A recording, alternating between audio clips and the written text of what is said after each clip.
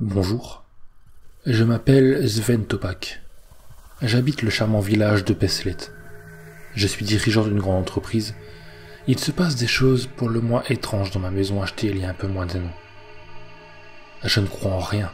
Je réfute tout ce qui est paranormal, esprit, entité démoniaque ou autre chose de pas réaliste. Moi, je n'ai rien vu. La semaine dernière, Sylvia, ma femme, et ma grande fille Laurine ont aperçu une silhouette se déplacer très vite dans le couloir donnant accès aux chambres. Je n'étais pas là, je travaillais, mais vu leur état de stress et pour les rassurer, j'ai fait installer une caméra dans le couloir. Cette dernière n'a enregistré que le bourdonnement de mouches et d'autres insectes provenant de je ne sais où. Et puis, il y a eu ces deux aiguilles rouges trouvées récemment. L'une sur la moquette de ma chambre, l'autre dans le chausson de ma petite fille Agnès. Je ne sais pas si on cherche à me faire peur, si un homme que j'ai viré veut se venger. Je ne sais pas qui dépose ces aiguilles. Je n'ai reçu aucune menace de mort, ni moi, ni ma famille. Mais cela m'a poussé à entreprendre des recherches. Fait étrange, quand j'ai tapé les mots « spectre » et « aiguille rouge » dans Google, la recherche a atterri sur le site internet de ma ville.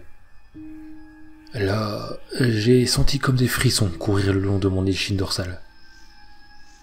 Fait encore plus étonnant, c'était le témoignage de l'ancienne propriétaire de cette maison. Personne ne lui a répondu. Je ne sais pas quel crédit lui accorder, mais certains faits se rapprochent des phénomènes constatés ici. Si quelqu'un peut m'aiguiller, sans mauvais jeu de mots, je lui en serai reconnaissant. Voici le témoignage. Posté le 11 septembre 2011. Bonjour, je m'appelle Anne Olson. J'ai emménagé il y a un peu moins d'un an au hameau des Pics. Je poste ce témoignage pour savoir si dans notre charmant village de Peslet, quelqu'un a connu un certain monsieur Motus ou sa descendance. Mais peut-être suis-je la victime d'une vieille supercherie orchestrée par l'un des propriétaires précédents. Dans quel but? Pourquoi? Je parle des cartons retrouvés dans les toilettes. C'était horrible. Mon émotion l'emporte. Je continue. Après différentes recherches sur les anciens propriétaires de ma maison, des gens sans histoire apparente, je suis tombé sur un certain Motus, le premier propriétaire. J'ai consulté les archives de la ville, mais je n'ai rien découvert d'autre que sa date de décès, le 19 février 1966. Je me suis rendu au cimetière du village où il avait été enterré. J'ai eu des frissons quand j'ai vu son nom gravé en rouge sur une croix métallique noire. Le vieux gardien, toujours en poste, m'a dit qu'il ne savait rien sur cet homme. Personne n'est jamais venu lui rendre visite. Pourtant, la concession était bel et bien payée par quelqu'un. Sinon, ses restes auraient été brûlés ou enterrés dans le carré des indigents, anciennement appelé fosse commune.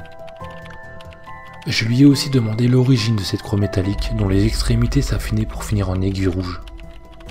J'ai des frissons rien que d'y penser. Bien sûr, il m'a répondu qu'il n'en savait fichtrement rien, mais qu'il y avait une trentaine d'années de ça, un magasin de pompes funèbres vendait des articles pour le moins spéciaux.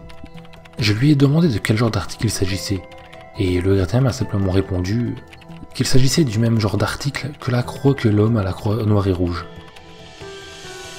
Sauf qu'il n'en avait aucune autre dans le cimetière.